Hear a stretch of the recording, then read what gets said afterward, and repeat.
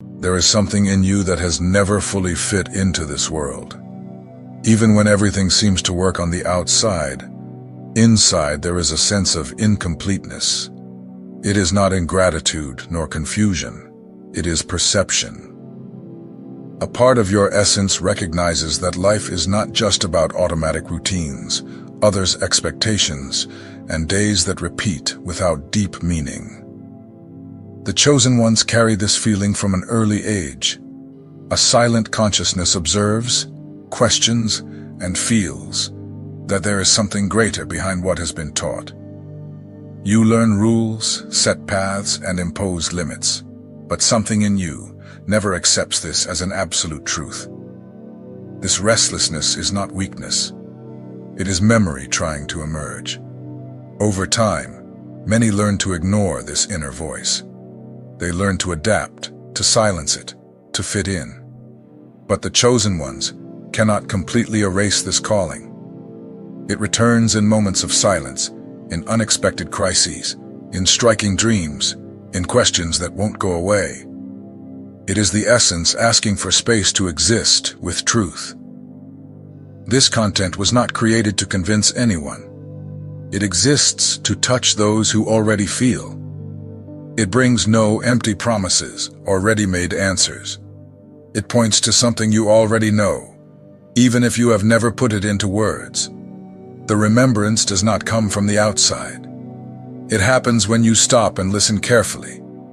My name is George, and if this message made sense to you, it is because something inside of you recognized it.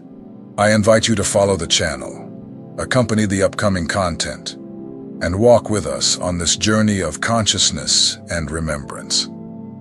Here, we speak to those who feel they were born for more than just surviving. Chosen ones, there is a silent discomfort that accompanies many of you from an early age. No matter how much life may seem organized on the outside, something inside observes everything as if it were out of place. You fulfill obligations, respond to expectations, follow predictable paths, but you feel that you are merely playing a role that does not express your full truth. This feeling is not ingratitude nor rebellion. It is perception. Your essence recognizes that there is more than what has been presented as normal life. While many adapt easily, you feel an emptiness that is hard to name. It is not the lack of things, but the lack of meaning. Something in you knows you were not born to live in automatic mode. Over time, this feeling can intensify. At times, it arises as restlessness. At other times, as deep fatigue. Even without physical effort. You look around and realize that the world works, but it does not align with what you feel inside. This creates a constant estrangement between who you are and who you appear to be. The chosen ones tend to notice this difference while they are still young. From an early age, they feel they think differently, feel differently, observe beyond the obvious. They often try to adjust so as not to stand out. They try to convince themselves that this feeling will pass. But it returns whenever you silence yourself and listen carefully. This feeling arises when the soul begins to move. It is not a problem to be solved. It is a sign. An internal warning that the identity built does not fully correspond to your essence. Common life begins to seem small, not because it is wrong, but because it cannot contain all that you are. You were not born just to repeat the same days. You did not come just to fulfill functions, pay bills, and wait for time to pass. There is something deeper trying to emerge, asking for space, asking for expression. When this happens, external comfort no longer compensates for the internal discomfort. Many try to ignore this call. They occupy themselves too much, distract themselves, overload themselves. But the feeling does not disappear. It transforms. Sometimes it turns into anxiety. Sometimes it turns into sadness with no apparent cause. Other times it becomes a strong desire to change everything, even without knowing exactly what. The chosen ones cannot live disconnected for long. Something inside demands coherence. It demands truth. It demands alignment. No matter how much they try to adapt, the essence always calls them back. Not with words, but with sensations that will not be quieted. This discomfort is not weakness. It is a sign of consciousness. It is the beginning of remembrance. Your soul recognizes that there is something beyond the surface and begins to push you out of what is comfortable but empty. Not to destroy your life, but to make it true. When you understand this, the feeling changes its meaning. It stops being a burden and becomes a guide. You begin to observe this discomfort with more respect. It does not want to confuse you. It wants to remind you of who you are before you learned who you should be. Throughout life, you learned to adapt to survive. You learned what was acceptable, what had to be hidden, what needed to be adjusted to fit. You learned to control feelings, ignore intuitions, and follow paths considered safe. This learning was not imposed out of malice, but by repetition. Little by little, your perception was shaped. You learned to doubt yourself before trusting. You learned to listen more to what is outside than to what is inside. Intuition was set aside, replaced by rules, opinions, and expectations. This process created a silent distance from your essence. The chosen ones feel this distance more intensely. Even without understanding the reason, they realize that something essential was forgotten along the way. It was not torn away, only asleep. The soul never loses what it is. It only adapts to the environment to continue existing. This forgetfulness was not punishment. It was part of the human experience. To live limitation, it was necessary to forget expansion. To recognize your own strength, it was necessary to go through moments of fragility. None of this was in vain. Each phase played a role in the process of consciousness maturation. Forgetfulness allowed you to learn what it is like to live without remembering everything. You learned to fall, get up, insist, and resist. You learned to miss something you could not explain. This feeling of lack is what later awakens the search for meaning. Nothing that you are has been erased. Your gifts, your sensitivity, your perception remain intact, even if muffled. They await the moment when you are ready to recognize them again, now with more maturity and discernment. The chosen ones do not awaken early because they need to. They awaken when they can sustain the truth without losing themselves in it. Forgetfulness prepared you for this. It created foundation, created structure, created experience. Now remembrance begins to find space. When you understand that forgetting was part of the path, guilt disappears. You stop judging yourself for having drifted from yourself. You realize you were living what you needed to live to get here with more awareness. Remembrance does not happen all at once. It comes in layers, in subtle perceptions, in internal changes that alter your way of seeing the world. You begin to recognize yourself in the details, in the choices, in the boundaries you begin to respect. Forgetfulness has played its role. Now, remembrance begins to emerge, not to transform you into someone different, but to return you to yourself. What was asleep begins to move, and when this happens, there is no going back to the previous state. When the essence begins to awaken, life starts sending subtle, yet persistent signals. Thoughts about purpose arise without warning. Questions appear in ordinary moments. You are not seeking something specific, but you feel that something is trying to reveal itself. This movement does not come from the mind. It comes from a deeper place. Dreams become different. They are not confusing or forgettable. They stay in memory upon waking, carrying real emotions. Sometimes they seem more vivid than the daily routine itself. Unfamiliar places sound familiar. People you've never seen before evoke recognition. These dreams do not ask for immediate interpretation. They ask for attention. The chosen ones perceive these signs more clearly because they are attentive to what they feel. It is not about being special, but about being sensitive. Something inside you recognizes patterns before the mind can explain. This perception does not shout. It whispers, waiting for you to slow down to listen. Unexpected encounters start to have weight. Simple conversations bring answers you didn't know you needed. People appear at the right moment, saying exactly what touches something within. It is not magic or coincidence. It is alignment between your inner state and the movement of life.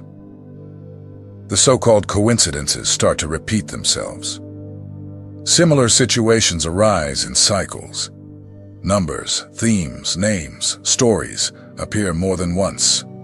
When this happens, your soul is reinforcing a message, not to impress, but to guide. Repetition is a way of calling your attention. These signs do not require belief. They happen regardless of that. What changes is the way you respond. Ignoring them keeps everything the same. Observing them creates openness. The chosen ones do not try to control these signs. They simply recognize that there is an intelligence organizing the path. Over time, you realize that these signs appear more when you are in internal silence, when you are not reacting automatically, when you listen more than respond. The soul does not speak amidst the noise. It expresses itself when there is space. Memory does not return abruptly.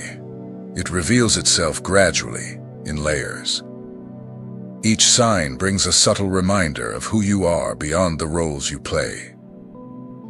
These are not memories of the common past, but sensations of deep identity. The chosen ones learn to respect this process. They do not try to rush or explain everything.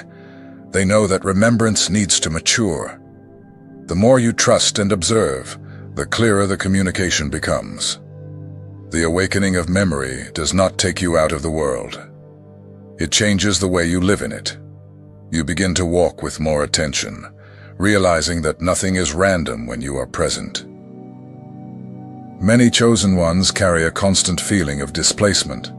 Even in familiar environments, something seems out of place. You observe the people around you and realize that you care about different things. What excites most people does not touch you in the same way. This is not rejection. It is deep perception. You try to fit in, but feel like something is always missing or out of place. Shallow conversations tire you. Empty routines weigh on you. Not because they are wrong, but because they do not resonate with what your soul seeks. You feel the need for meaning, not just occupation. This feeling is not arrogance or isolation, it is sensitivity. Your soul remembers a broader state of existence, where everything had connection. That is why superficiality bothers you, not out of judgment, but out of contrast with what you feel is true. The chosen ones often ask themselves why they seem to see beyond, why they feel so much, why they cannot be satisfied with little meaning. These questions arise because their consciousness refuses to live only on the surface of the human experience. This displacement can generate loneliness, even when surrounded by people. You realize that you cannot always share what you feel, not because of a lack of words, but because of a difference in depth. This hurts, but it also teaches you to respect yourself more. The feeling of not belonging does not indicate rejection of the world. It indicates that you were not only meant to adapt, you came to bring something that is not yet fully present. The chosen ones carry this restlessness because they feel there is something to be lived more truthfully. Over time, you learn that you do not need to force belonging. Belonging to yourself becomes more important. When this happens, loneliness changes its form. It stops being abandonment and becomes a space of clarity. You begin to choose more carefully where you place your energy. environments, people, and activities are now filtered by what nourishes your essence, not by exclusion, but by alignment. This displacement also prepares you to recognize others like you, people who speak the same inner language. Not many, but enough. The connection becomes deeper and less frequent, but true. The feeling of not belonging is not a flaw. It is a sign that your soul remembers that there is more. And this remembrance continues to guide you, even when the path is not yet fully clear. There are phases when everything suddenly loses its meaning. What once seemed sufficient no longer works. Routines become tiring, goals lose their shine, and motivation disappears. For many, this seems like failure. For the chosen ones, this moment is an internal warning that something needs to change deeply. Crises do not arise to destroy you. They appear when the external life no longer keeps up with the internal growth. Your essence begins to ask for space, and discomfort arises as a response. It is not punishment. It is a sign of misalignment. Something inside of you knows that it is time to move. Questions appear without invitation. You begin to doubt old choices, paths followed out of habit, commitments made without awareness. This is frightening because it takes away the ground beneath you. But this shake-up is necessary to break down structures that no longer support who you are becoming. The chosen ones go through more intense crises because they feel deeper. They cannot ignore what is out of place. The discomfort grows until it can no longer be suppressed. This pressure does not come from the outside. It comes from the soul demanding coherence between who you are and the life you lead. During the crisis, it is common to try to go back to what it was before. To seek distraction, overburden oneself, pretend everything is normal. But this only prolongs the process. The crisis asks for presence, not escape. It asks for listening, not anesthesia. When you face it, it begins to transform. Each crisis breaks an illusion. It shows where you were living on autopilot. It reveals choices made out of fear or convenience. This confrontation hurts, but it liberates. What falls during the crisis was not essential. It was just what no longer served. The chosen ones learn that the crisis is a portal, a point of transition between versions. There is no way to pass through without leaving something behind. Resisting makes the process heavier. Accepting makes it clearer. The crisis teaches you to trust the inner movement. Even when everything seems confusing, something inside remains firm, a silent sense that there is a next step, even without knowing what it is. This quiet certainty supports you during the crossing. It is the essence guiding without hurry. After the crisis, nothing returns to how it was before. Not because everything changes on the outside, but because you change on the inside. Your perception expands. What once seemed important loses strength. What was ignored gains value. Crises do not define you. They refine you. They work as portals that lead from a misaligned life to a more aligned life. When seen this way, they cease to be enemies and become allies of awakening. The remembrance of the soul does not require complex study or special formulas. It happens when you begin to listen to yourself honestly, when you stop pretending that everything is fine just to keep up appearances, when you respect the internal signals that have always been present. You do not need to transform into someone else. You need to remove layers that are not yours. Other people's expectations, inherited fears, patterns repeated without reflection. The essence was never lost. It was just covered by accumulated noise over time. The gifts you seek do not come from nowhere. They reappear when you make space, when you slow down, when you pay attention to what naturally calls you. What flows effortlessly often points to who you have always been. Recognizing is not a mental act. It is a feeling of alignment. Something makes sense inside, even without logical explanation. The chosen ones learn to trust this feeling more than external opinions. It does not shout, but it is firm. Remembrance happens in simple gestures. Choosing with more truth. Saying no when something does not resonate. Honoring boundaries. Following internal curiosities.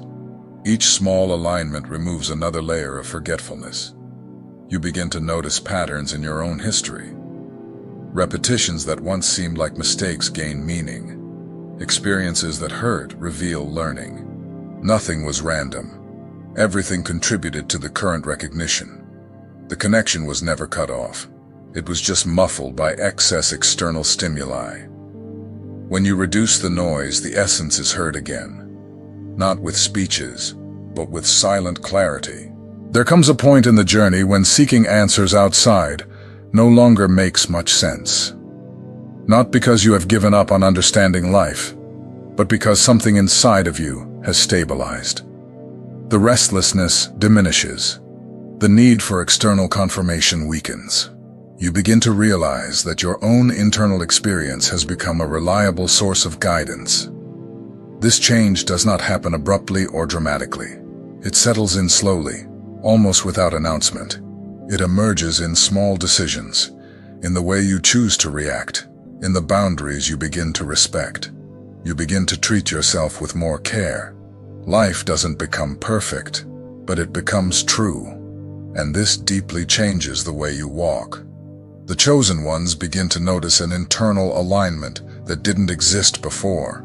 What you feel and what you do no longer constantly conflict.